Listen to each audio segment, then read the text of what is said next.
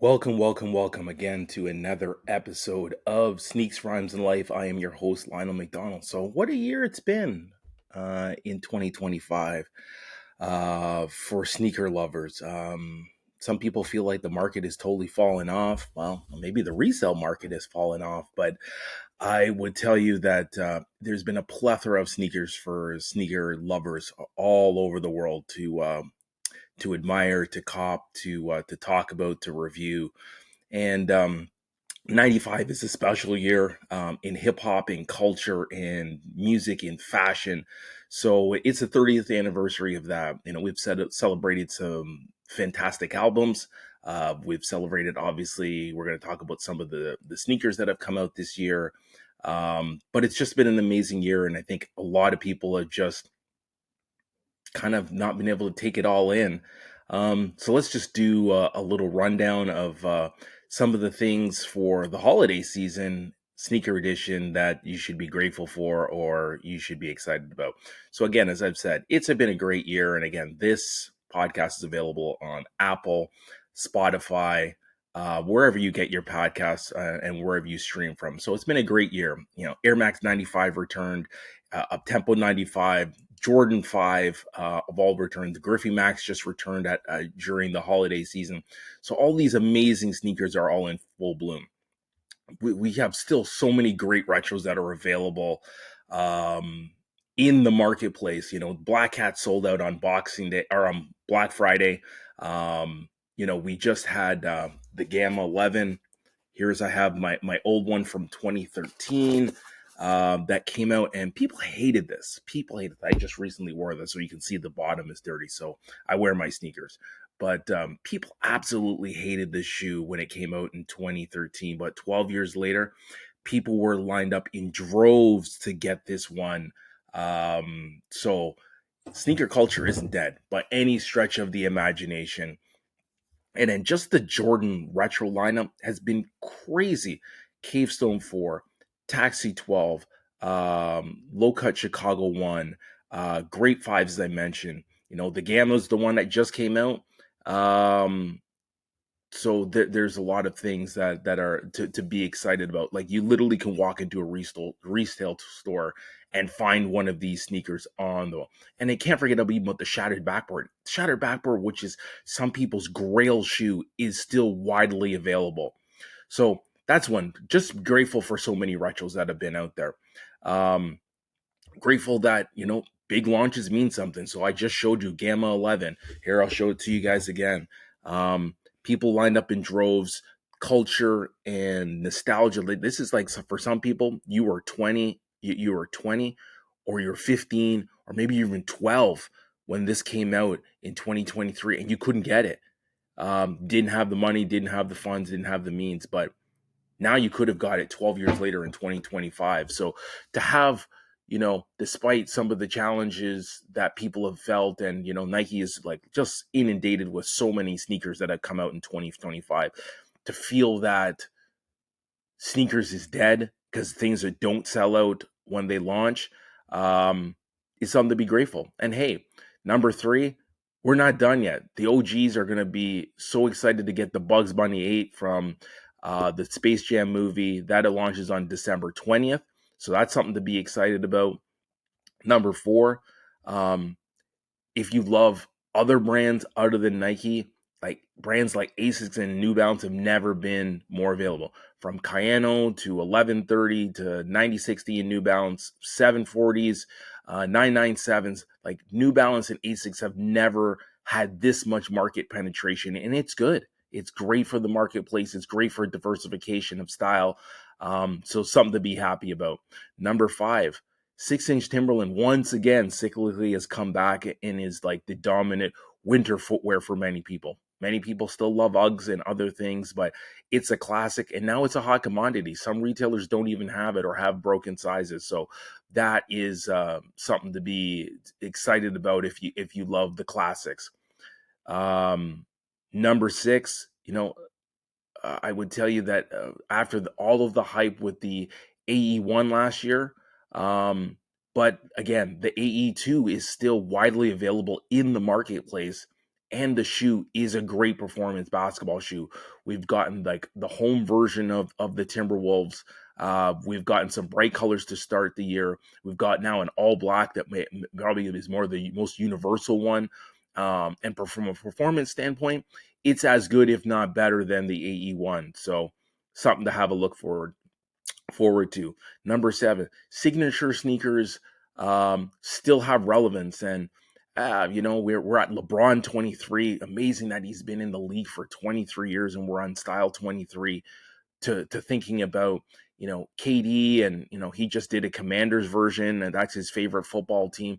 But probably the hottest signature shoe is, after some ups and downs with him on off court and his sneaker style. The Jaw 3 is probably the hottest signature basketball shoe that is on the marketplace. So something to be excited about there. And then shout out to the Lady Hoopers that came full force. Sabrina 3, on the tail end of the Sabrina 2 earlier this year, and then maybe the best shoe that's come out that's a performance standpoint is A'ja Wilson's the A1. The Lady Hoopers, or guys that are comfortable wearing lady sneakers, these are some of the best sneakers that have been on the marketplace the entire year. So can't go wrong with any of those shoes if you need a performance basketball shoe to do on your weekly runs, or you play in a league like myself. Those two are outstanding footwear pieces, and something you should definitely could be sought after. Number 9, hey, Air Max is in a funny place. They've tried to innovate with some of the new pieces, but some of the classics are still out there. And again, as I mentioned earlier, Air Max 95 came back in full force. It's going to launch again, I think, on March 8th in 2016, but we had a high energy hype release of the OG neon. But then we've got the triple black this year. We got the triple black, or the triple white in the summertime. And then we got all the OG colors, from the Mandarin to the Solar Red, and so many other ones that have come out. Air Max 95 live and well. It'll be interesting to see if they roll out some 9060s, or not 9060, but the Air Max 1996, which would have its 30th anniversary next year, because there was 2 different models, one that came around the Olympic time and one that came out earlier. So it'll be very interesting to see what they do in that month. Probably we'll see one or both of them during Air Max month. And then number 10, I mentioned that Ja Morant and the Jaw 3 might have the best sneaker from a performance standpoint. But when performance meets fashion, nothing trumps the Converse Shea 001. Converse struck absolute gold with this one. The limited edition butter, where he made an appearance here in Toronto. The black charm, the Maisie blue, the clay. There was a Christmas red and green. Absolutely incredible sneaker. Functionally, fit-wise, style-wise. You saw him all over the place wearing that shoe. Wore it all through the finals run, where he had one of the greatest finals we've ever seen from an athlete, and bigger than that, one of the greatest seasons. First team All NBA. Shea Gilgeous-Alexander was, he was an all-star. He was regular season MVP, finals MVP, and obviously NBA champion. So Converse is definitely riding the high of Shea Gilgeous-Alexander right now. And then, hey, if I look at some of my sneakers that came out this year, some of my favorites, obviously Air Max 95, Neon, Brick by Brick Jordan 4, Metallic 5 is probably in my top 3. I love the Uptempo 95. The newcomer of the year for me was the A'ja Wilson shoe, the A1. Undefeated 5s, the Shea 1 or Shea 001 butter. Seeing the OG Diamond Turf come back. The Total Orange Kobe 6, and just having Kobe's more accessible. That would probably be the bonus one, that Kobe's were just more accessible than they ever were in 2024 or 3, or in years past. The Kobe 8 is one of the coolest looking shoes that have hit the marketplace. The Kobe 5 Indiana, which was super limited and you couldn't get your hands on it. Jaw 3 was amazing.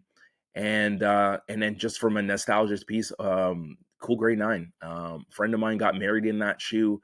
I do have fond memories, and it was great to see that hit the marketplace. So things to look at, around the corner. We know that there's going to be another slew of Jordans to hit the marketplace in 2026. Sneaker culture is far, far away from being dead. And, they've already announced that with the success of the Black Cat 4, we're going to get the black cement. It's probably going to be the Black Friday shoe that launches in 2026. The tooling is very similar to what we got with the original one.